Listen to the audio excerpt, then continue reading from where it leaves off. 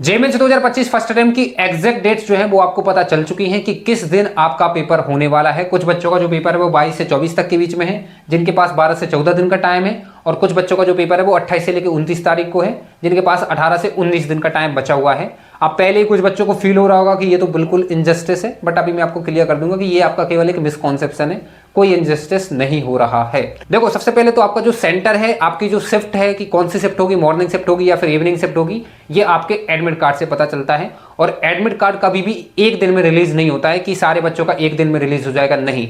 Admit card जब आपका paper होगा, जैसे 29 को पेपर है तो आप 25-26 को मान सकते हैं। आपका जो पेपर है वो 22 या 23 तारीख को है तो आप 20 और 21 को मान सकते हैं आपका एडमिट कार्ड रिलीज होगा, क्योंकि एडमिट कार्ड एनटीए अपने आपके एग्जाम के 2 से 3 दिन पहले ही रिलीज करता है, क्योंकि इससे चीटिंग के चांसेस काफी कम हो जाते हैं। क्योंकि यदि मैं आपको 18 दिन पहले यदि एडमिट कार्ड दे दूं तो आप पूरी सेंटर पे प्लानिंग ही कर लेंगे कि कहां से कैसे चीटिंग होनी है, इसलिए आपको वो केवल 2 से 3 दिन पहले ही बताता है कि ये आपका एडमिट कार्ड है, ये आपका एग्जाम सेंटर है और इस टाइम से यहाँ पे पेपर होने वाला है। तो सबसे पहले तो जिन बच्चों को ये फील हो रहा है कि मेरे पास केवल 12 से 14 दिन है और इनके पास 18 से 19 दिन का टाइम है, तो ये इनजस्टिस है, तो ये बिल्कुल मिसकॉन्सेप्शन है। सबसे पहली चीज तो ये समझो, आपका जो परसेंटाइल होता है वो केवल आपकी शिफ्ट के बच्चों के साथ ही कैलकुलेट होता है।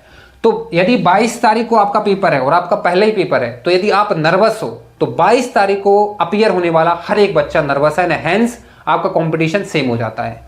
यदि आप ये सोच रहे हो कि 29 तारीख को पेपर देने वाला जो इवनिंग शिफ्ट होगा उसके पास सबसे ज्यादा टाइम होगा, तो 29 तारीख को इवनिंग शिफ्ट में अपीयर होने वाले हर एक बच्चे के पास सेम टाइम है, एनहेंस कंपटीशन सेम हो जाता है, क्योंकि आपका जो परसेंटाइल है वो आपकी शिफ्ट के बच्चों के साथ कैलकुलेट होगा, ना कि 29 वालों का 22 के साथ, ना कि 22 वालों के 29 के साथ। जो 29 में बच्चे अपीयर होंगे उनका 29 के साथ कैलकुलेट होगा, और जो 22 के साथ अपीयर होंगे, 22 में अपीयर होंगे, उनका 22 के साथ ही कंपटीशन हो रहा होगा, परसेंटाइल कैलकुलेट हो रहा होगा। और एक और चीज मैं आपको बता दूं, जो कि मेरा खुद का ऑब्जर्वेशन भी है और ये कहीं ना कहीं ये बिल्कुल सही भी बात है, कि एनटीए क्या करता है कि जनवरी अटेम्प्ट में यदि आपका पेपर 22 से 23-24 तारीख को होने वाला है, मतलब स्टार्टिंग में, तो जनवरी में यदि आप पेपर दोगे तो आपका लास्ट में पेपर होगा 5 से 6, 7, 8 तारीख को, जब भी आपका पेपर होता है।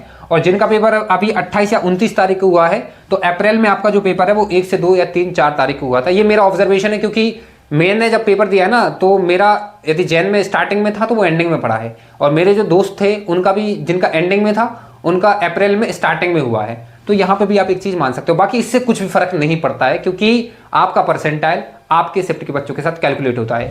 एक और चीज है, बहुत सारे बच्चे ये सोच रहे हैं कि 22, 23, 24 तारीख का जो पेपर होगा ये इजी होता है, 28, 29 का जो है वो टफ होता है। ये सब नॉनसेंस चीजें, प्लीज इन सब पे फोकस मत करना। आपका जो पैटर्न होने वाला है, आपका जो टफनेस लेवल होने वाला है वो बिल्कुल सेम होता है, थोड़ा बहुत स्लाइटली डिफरेंट हो सकता है। और पेपर टफ है या इजी है, ये बच्चे की प्रिपरेशन पे डिपेंड करता है। मैं कोई भी पेपर टफ बोल दूं, मैं कोई भी पेपर इजी बोल दूं, ये सब चीजें भाई सिर्फ मिसकॉन्सेप्शन है, क्योंकि तुम्हें भी पता है ना कि कोई भी पेपर टफ या इजी बच्चे की प्रिपरेशन पे डिपेंड करता है। तो ये सारी चीजें नहीं है, मैं आपको बता रहा हूं, बिल्कुल आप अपनी प्रिपरेशन पे फोकस करना, और आपका कंपटीशन बिल्कुल सेम है हर एक बच्चे के साथ। अब बात ये करते हैं कि यदि आपका पेपर यहां पे है और यहां पे है, तो आपको मॉक टेस्टिंग एंड रिवीजन कैसे करना है, दोनों कैटेगरी के बच्चों के लिए मैं आपको बताऊंगा। और लास्ट के टाइम में आपको नए चैप्टर्स पढ़ना चाहिए या फिर नहीं, यदि पढ़ना है तो कौन कौन से चैप्टर्स पढ़ना है वो भी मैं आपको बताऊंगा, इजी एंड स्कोरिंग चैप्टर्स। तो चलो वीडियो को स्टार्ट करते हैं। एक और इंपॉर्टेंट चीज है कि देखो, लास्ट के टाइम में ऑब्वियसली आपको टेस्ट तो देने ही है। आप टेस्ट कैसे देना है, कब देना है, वो मैं अभी आपको जस्ट बताने वाला हूं, लेकिन कहां से देना है ये ऑलरेडी मैंने आपको बताया भी है, और मैं फिर से रिपीट कर दे रहा हूं। यदि अभी तक टेस्ट सीरीज ज्वाइन नहीं की है तो कर लो, this is the best one. आप JEE Mains All India test series join कर सकते हो by JEE one team. Best teachers हैं आईआईटी बॉम्बे, आईआईटी रुड़की के टीचर्स यहां पे आपको देखने को मिल जाएंगे। ऑलरेडी 1.7 लाख स्टूडेंट्स जो है इस टेस्ट सीरीज को ज्वाइन कर चुके हैं। इसमें आपको 20+ प्रेडिक्टेड पेपर्स मिल जाएंगे, 200+ आपको प्रैक्टिस टेस्ट मिल जाएंगे, और इन टेस्ट का जो पैटर्न है वो बिल्कुल रियल एग्जाम जैसा है। जेईई मेंस का जो एग्जाम भी आपका होने वाला है वैसे ही बिल्कुल रियल एग्जाम पैटर्न है, और आपको सारे क्वेश्चंस का वीडियो सॉल्यूशन जो है वो देखने को मिल जाएगा। तो लिंक डिस्क्रिप्शन में, आपको डेफिनेटली चेक करना चाहिए। और आप यदि मेरा कोड यूज करते हो AMJE तो आपको मैक्सिमम डिस्काउंट मिल रहा होगा। तो अभी डिस्क्रिप्शन में जाके आप इस टेस्ट सीरीज को ज्वाइन कर सकते हो। तो अब देखो, जिनका भी जो पेपर है वो 22, 23 और 24 तारीख को होने वाला है, तो मैं एवरेज मान के चल रहा हूं कि आपके पास 12 दिन का टाइम बचा हुआ है। तो आपको क्या करना है कि इन 12 दिन को आपको 2 पार्ट्स में स्प्लिट कर देना है। 3 दिन जो है वो आपके लास्ट के अलग हो जाएंगे, और स्टार्टिंग की 9 डेज जो है वो आपके अलग हो जाएंगे, मतलब अभी से 9 डेज और फिर आपके एग्जाम के पहले के 3 दिन। इन 9 दिन में आपको क्या करना है, इनको 2 पार्ट्स में स्प्लिट कर लो आप। 6 दिन आप अलग कर लो और 3 दिन जो है वो आप अलग कर लो। इन 6 दिन के अंदर अंदर आपको सारे जो चैप्टर्स हैं उनको लिस्ट डाउन करके 1 बाय 1 इन डेप्थ रिवीजन आपको उन सारे चैप्टर्स का करना है। मतलब आपको सबसे पहले क्या करना है, एक लिस्ट बना लेना है। लिस्ट में आप 2 कॉलम रखना, एक कॉलम में आपका नेम ऑफ चैप्टर आ जाएगा और एक कॉलम में आपका रिवीजन का सेक्शन बन जाएगा। तो आपको इन 6 दिन के अंदर जितने भी चैप्टर्स आपके कंप्लीट हुए हैं आपको उन चैप्टर्स का अच्छे तरीके से रिवीजन करना है।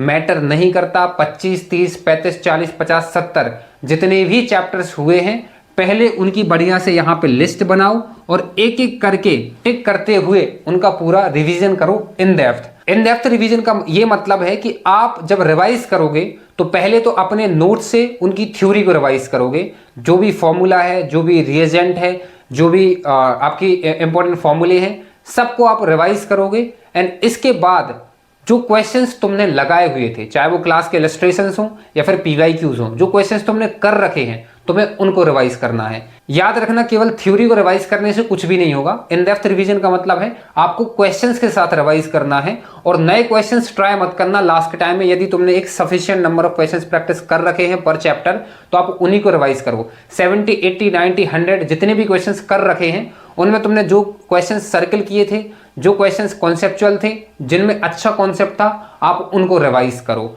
तो इन डेप्थ रिवीजन करना है इन 6 दिन के अंदर अंदर जितने भी चैप्टर्स तुम्हारे हुए हैं। थोड़ा बहुत ज़्यादा भी टाइम लग सकता है, जिन बच्चों का पेपर थोड़ा लेट है आप थोड़ा और अच्छा टाइम दे सकते हैं।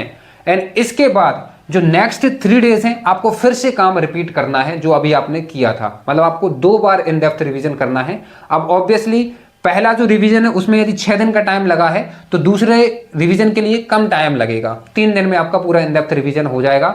मतलब ये जो आपके पास 9 से 10 दिन का टाइम आपको मिल रहा है, आपको पूरी थ्योरी, पूरे क्वेश्चंस 2 बार रिवाइज करने हैं, प्लस हर दिन एक मूक टेस्ट भी देना है। 4 से 5 घंटे जो है वो रिजर्व ही कर दो। मतलब अभी से रिवीजन भी करना है आपको और पैरेलली हर दिन एक टेस्ट भी आपको देना है। 4 से 5 घंटे लगते हैं टेस्ट में, 3 घंटे आपका टेस्ट होगा, 1 से 2 घंटे आपके उसके एनालिसिस में लग जाएंगे। और ये चीज भी मत भूलो कि जब आप टेस्ट दे रहे हो तो आप 75 क्वेश्चन भी सॉल्व कर रहे हो, तो यहाँ पे कहीं ना कहीं आपकी कंटिन्यूसली प्रैक्टिस भी होती रहेगी। तो मैं रिपीट कर दे रहा हूं, 9 दिन में आपको पहला एक इन डेप्थ रिवीजन 6 दिन में होगा और फिर दूसरा सेम चीज करोगे, कम टाइम लगेगा, 3 दिन में आपका रिवीजन हो जाएगा। एंड हर दिन इन 9 दिन के अंदर आपको एक टेस्ट भी देना है, जिससे टेस्टिंग एंड रिवीजन साइमल्टेनियसली चलती रहेगी। एंड इसके बाद आपका जो एग्जाम है उसके 3 दिन पहले आपको कोई भी टेस्ट नहीं देना है।